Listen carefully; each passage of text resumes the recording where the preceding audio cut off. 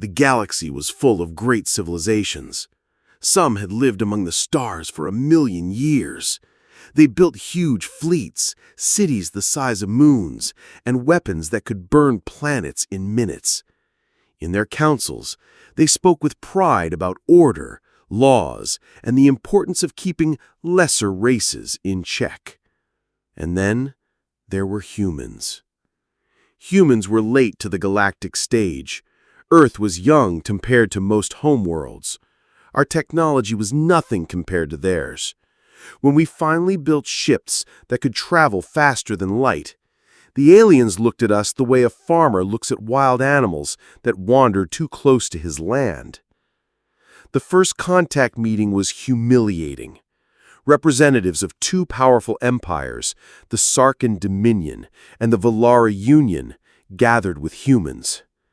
Their tall, elegant figures stood in shimmering robes, eyes glowing with intelligence far beyond our own. They looked at human delegates like they were children holding toy swords. The Volari speaker said, "Humans are energetic but primitive. Their minds are bound to chaos.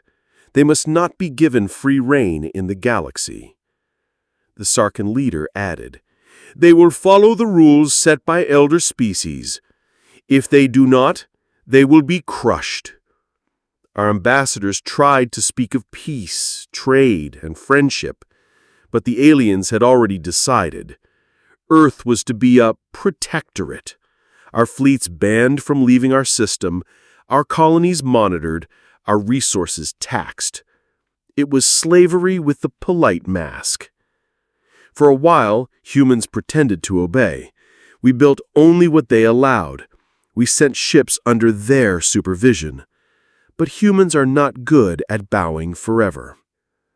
The spark came when a Volari patrol ship entered Mars orbit and destroyed a civilian freighter, claiming it violated regulations. Hundreds of humans died. Earth demanded justice. The Volari laughed. The Sarkin joined them in mocking us. "You are primitives," they said. "Be grateful you are even allowed in the stars." The message was clear. Humans had no rights. So humanity did something the aliens never expected. We stopped talking. We started building. For 50 years, in secret, humans worked. Factories were hidden under oceans, in asteroids, inside hollowed-out moons. Scientists built weapons that were small, fast, and deadly. Engineers designed ships that looked fragile but could take punishment beyond belief. And the soldiers, they trained like demons. Every colony, every settlement, every city turned into a fortress disguised as a farm or town. Humanity became quiet, but under that silence, the fire burned hotter every year. The aliens thought we were broken. They thought we had accepted our chains. They were wrong. The war began on the edge of the Orion Arm. A Volari fleet of 50 warships moved in to punish a human mining colony on Proxima Centauri. The colony had sent out ships without permission. That was enough for the Volari to decide on extermination. But when they entered orbit, they found not miners, but guns. The colony itself unfolded, like a flower turning into a beast. Hidden turrets roared to life. Railguns fired slugs the size of trucks, ripping Volari cruisers apart in seconds. From the dark side of the planet, human warships uncloaked. They were smaller than Volari vessels, but faster. They swarmed like wolves, striking with precision. The aliens had always fought wars like kings, slow and calculated. They had never faced an enemy that fought like humans. In less than 2 hours, the Volari fleet was gone. The galaxy was shocked. The Sarkin Dominion called it an accident. The Volari promised revenge, and they sent more ships, hundreds this time. Humanity answered with fire. The Battle of Titan was where the galaxy learned to fear us. A joint Volari-Sarkin armada entered our system, confident they would crush Earth in one strike. Their ships filled the sky like a storm of metal. Human forces were outnumbered 10-1. But humans had planned for this day. As the armada advanced, Saturn's rings lit up. They were not just rocks and ice. They were a hidden minefield. Explosives chained together erupted, tearing through the first wave. From Jupiter's orbit, human carriers launched swarms of drones. They were cheap, fast, and merciless. While alien ships tried to target the drones, human cruisers slipped between them, hitting weak points the aliens thought no one could exploit. The aliens relied on shields. Humans relied on speed and angles. The difference was devastating. And then came the weapon the aliens had never seen, the coil lance. Built in secret on the moon, the coil lance was the largest railgun ever made. When it fired, the whole Earth shook. Its projectile traveled faster than light itself could react, pure kinetic fury. It struck the flagship of the Sarkin Dominion, tearing through layer after layer until the mighty vessel split in half like an apple. The armada broke.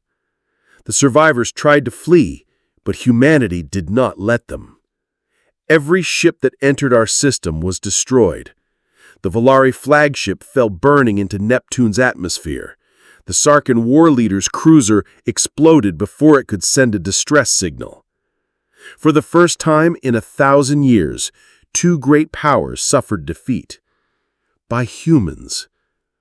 Word spread fast. Some alien races whispered that maybe humans were not primitive. Maybe we were dangerous. Others demanded we be annihilated before we grew stronger, but no one dared to attack right away. The Volarian Sarkin had lost too much. Their enemies smelled weakness. While they licked their wounds, humanity expanded. We built fleets openly now. Our ships carried scars from battles, and our soldiers walked tall. We did not ask for permission anymore. When alien ambassadors came again, their tone was different. One Volari lord asked, "Why do you fight so fiercely? Why not accept guidance from those older than you?" A human general answered, "Because you dismissed us as primitive. You thought that meant weak. You never understood what that word means to us." The aliens looked confused. The general leaned forward. "Primitive means survival. It means fighting tooth and nail with stone and fire because there is no other choice. It means never stopping no matter the enemy. Primitive doesn't mean weak. It means we don't quit." The galaxy finally understood. Humans had been underestimated, insulted, controlled, but when pushed, we fought back with everything we had. And when we fought, even two alien armadas fell under our fire. The Volari and Sarkin would never forget it. Neither would anyone else. The age of humans in the galaxy began. And it began with a warning carved into the stars. Never call us primitive again.